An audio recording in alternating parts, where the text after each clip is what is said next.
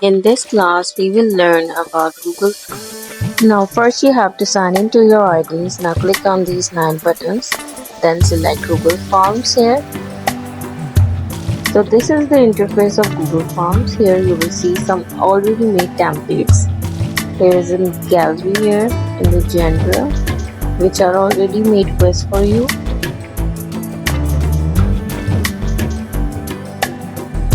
And you can also create from blank form. Let's select this one. So this is the place, this is the block where you will add some questions. You can add any type of questions here and just click on this plus button to add some more blocks, and you can also delete from this trash bin. Now first rename our form from here. So if you find difficulty typing the name from here, just like me, I'm trying to title my form, but it is not allowing me to do. So let's rename our form from here at the top left side. So we are making student survey form, which will be in the next video, but today we are just learning about the interface. Now you can change the font style from just selecting your text, and you will see some options here. You can add description of the form you are creating, and you can also add themes, colors, and different font style if you want. So this is your header font, your question font, and the text that will show the answers. Always choose a font which have a font family, just like this I'm showing.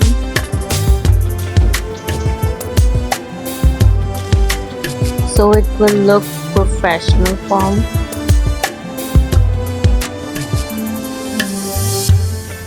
As you can see, I'm selecting the same font but different font family. Just like header, we have bold.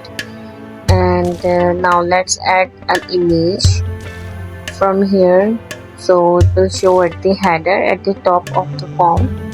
Select any of the images you like. You can also upload the image from your computer if you have downloaded and you want another image. So let's select any of the images you like. I'm selecting from the work in school. And yes, I selected this image. Just click on insert to add the image. Now as you can see, the image has been added. You can also change the background color from here, or you can add any of the color you like from this plus button. You can make colors.